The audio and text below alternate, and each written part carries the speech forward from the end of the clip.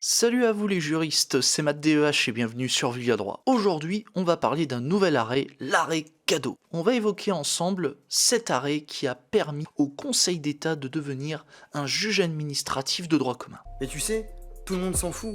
Eh oui. Ah, tout de suite, allez, un peu de curiosité, nom de Dieu. Bon, du coup, je vous propose qu'on aborde le sujet maintenant.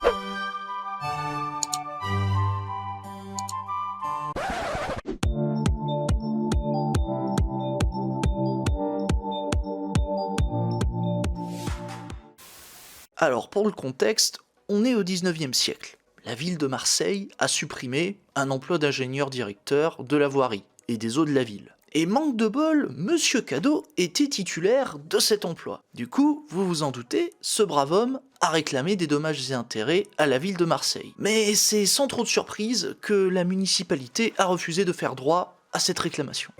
Je chiale, putain! Et le pire, c'est que ce n'est que le début, car Monsieur Cadeau a saisi dans un premier temps les tribunaux judiciaires. Mais malheureusement, ces derniers ont estimé que le contrat qui le liait à la ville n'avait pas le caractère d'un contrat civil de louage d'ouvrage, et ils se déclarèrent incompétents, c'est-à-dire ils estimaient qu'ils n'étaient pas en mesure de juger l'affaire. Donc, on peut dire que c'est la loose. Du coup, Monsieur Cadeau continue un peu la tournée des popotes. Il décide de se rendre devant le conseil de préfecture qui, à son tour, se déclara incompétent. Oui, encore. Car, pour le conseil de préfecture, le contrat n'était pas de nature administrative. Et puis rebelote, l'intéressé se retourna cette fois-ci vers le ministre de l'Intérieur pour obtenir sa moulaga. Celui-ci lui répondit que ce n'est pas non plus de sa compétence, car le conseil municipal de Marseille n'a pas accueilli sa demande en indemnité. Ah, je vous jure, c'est une vraie patate chaude ce dossier. Et à force, Monsieur Cadeau, on peut dire qu'il en a vraiment plein le cul de se faire balader, et c'est pourquoi il décide de déférer l'affaire jusque devant le Conseil d'État. Et vous vous demandez ce que le Conseil d'État a jugé, j'imagine. Oui et non.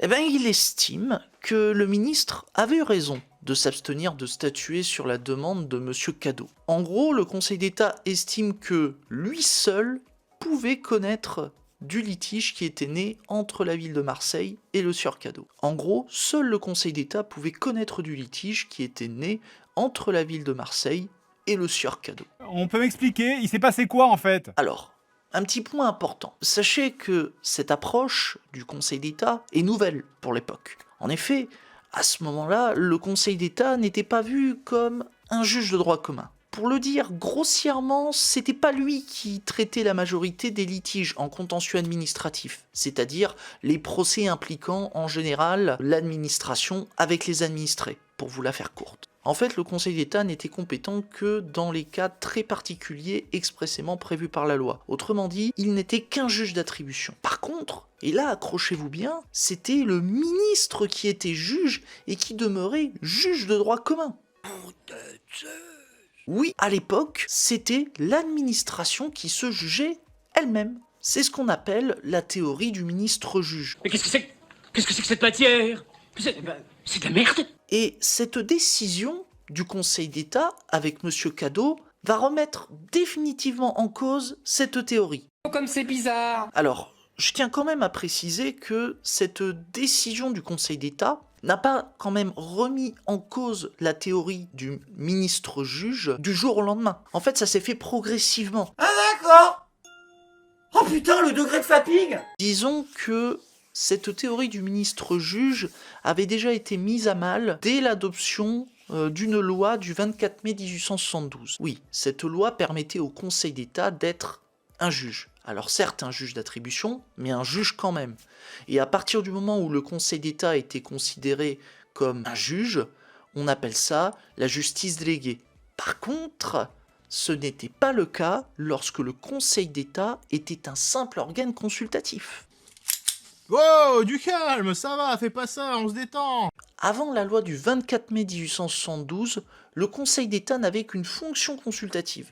Et on était dans un système qu'on appelle la justice retenue. Disons que c'était le chef d'État qui rendait la justice en suivant, s'il le souhaitait, l'avis du Conseil d'État. En pratique, le chef d'État ne prenez pas trop le risque de s'écarter de l'avis du Conseil d'État. Après, je suis quand même au regret de vous dire que l'arrêt Cadeau du Conseil d'État est en quelque sorte dépassé. Oh là, Ducam, fais pas ça! Prends ça plutôt! Disons que depuis le décret du 30 septembre 1953, c'est, disons, le tribunal administratif qui est devenu le juge de droit commun. Et le Conseil d'État est redevenu à nouveau un juge d'attribution. Alors oui, vous vous dites que cette décision est inutile. Alors, c'est pas faux, mais...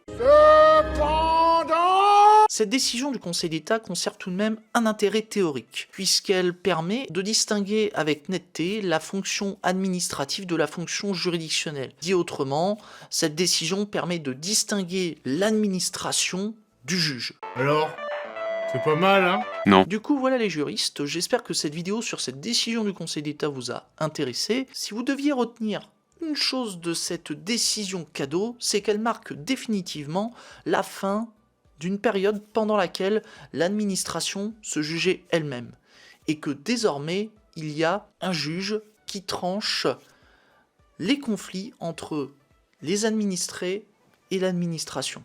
Après, on peut encore se poser la question de savoir si le juge administratif rend des décisions de manière indépendante par rapport à l'administration. Et ça, c'est encore un autre sujet. On va dire, pour être taquin, on peut se demander s'il n'existe pas des restes, voire même un lien entre le juge administratif et l'administration. Encore une fois, n'hésitez pas à me dire ce que vous pensez de tout ça dans les commentaires. Et ce d'autant, si vous avez des connaissances complémentaires à ce sujet, n'hésitez pas à nous les partager. Ensuite, comme d'habitude, si vous êtes satisfait de cette vidéo, abonnez-vous, likez, partagez-la, je vous en remercie d'avance. Et avant de partir, n'hésitez pas à jeter un œil aux chaînes des collègues vidéastes qui sont dans la description de la vidéo, surtout qu'en plus, vous y retrouverez les sources. Bon, sur ce, je crois que j'ai tout dit, et je vais vous laisser. C'était Matt DEH sur William Droit. A plus les juristes.